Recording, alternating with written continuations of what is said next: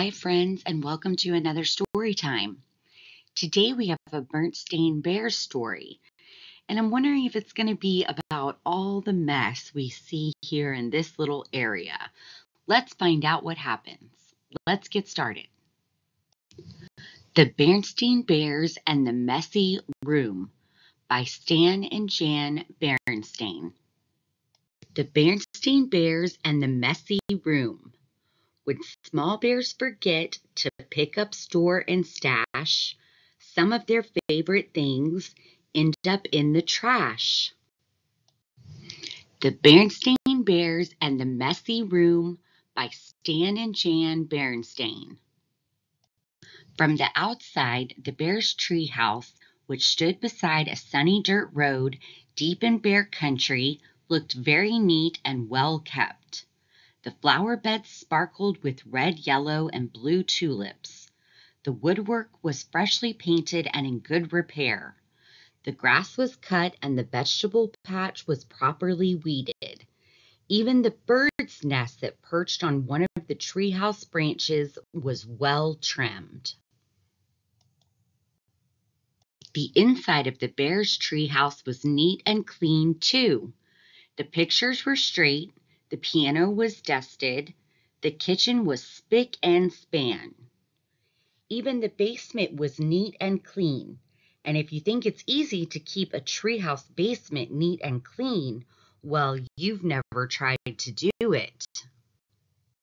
Yes, the bear's treehouse was a lesson in neatness and cleanliness, except for one place, Brother Bear and Sister Bear's room. It was a mess. A dust-catching, wall-to-wall, helter-skelter mess. A half-done jigsaw puzzle gathered dust in one corner of the room. A group of brothers' dinosaur models collected cobwebs in another. Sister's stuffed animals were everywhere. As for the cub's big storage closet, well, just be careful how you open it. It wasn't that brother and sister were naturally messy. They tried to keep their room straight. They made their beds, most of the time, and they swept and picked up once in a while. The trouble was that when cleanup time came, they spent more time arguing than cleaning.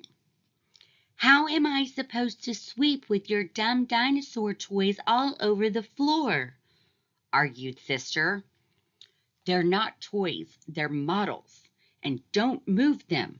I'm working on a setup of the Pleistocene age, Brother protested. Pleistocene, schmitocene, shouted Sister. Not only was Brother and Sister's room a mess, but Brother and Sister were getting to be a mess too, always arguing about cleanup chores instead of sharing the job and working as a team. What usually happened was that while the cubs argued about whose turn it was to do what, Mama took the broom and did the sweeping herself. And she often did the picking up, too. That was the worst part, the picking up, and the putting away. Well, the mess just seemed to build up and build up until one day, maybe it was because Mama's back was a little stiff, or maybe it was stepping on Brother's airplane cement, or maybe she was just fed up with the messy room. But whatever it was, Mama Bear lost her temper. She stormed into the cub's room with a big box. The first thing we have to do is get rid of all this junk, she said. Junk, said Brother and Sister, watching in horror as Mama began to throw things into the box. My teddy isn't junk, screamed Sister.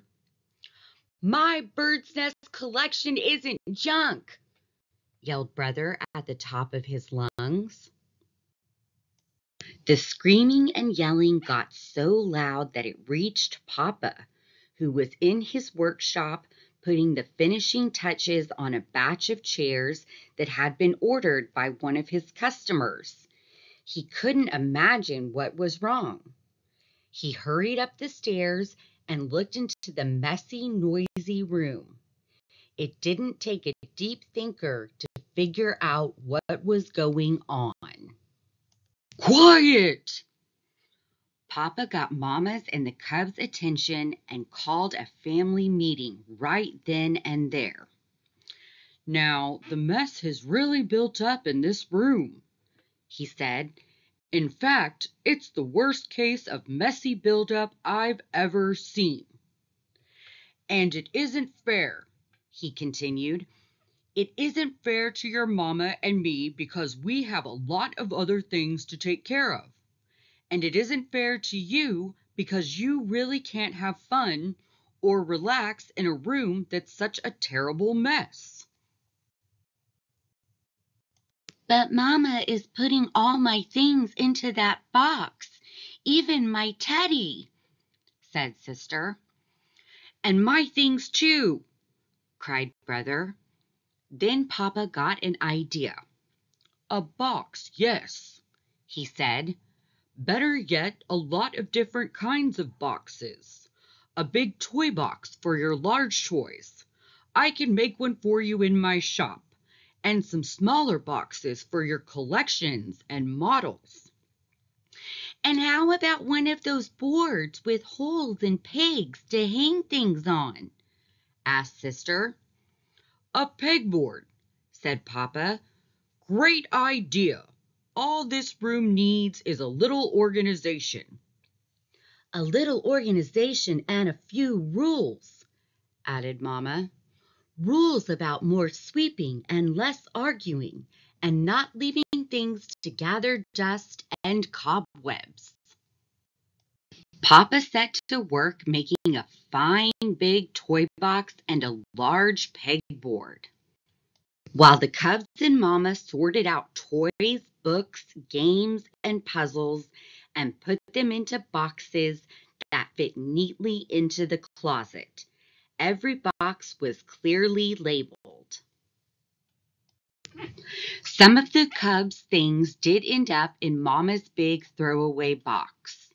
Not Sister's teddy, of course, but some of Brother's bird's nests, the crumbling, falling apart ones. It was a very big job cleaning up all that messy buildup, but after a lot of straightening up and putting away, the job was finally finished. Wow, said Brother. That was quite a job, but it was worth it. It looks like a whole new room, said Sister. The cubs were right. And Papa had been right, too. It was so much more enjoyable to live in a neat, clean, well-organized room, and so much more relaxing. It wasn't as exciting to open the big storage closet now, but it was much more practical and a lot more fun. That wraps up today's story, friends. I hope you enjoyed our Berenstain Bears book, and I hope you learned how organization and cleanup can be fun. If you enjoyed today's book and would like to see other books, please visit my channel at the Teachers Read Aloud 1280, and please remember to like and subscribe. I continue to appreciate all of your support, and it helps me to produce books every week for the channel. Thanks so much, and see you next time. Bye.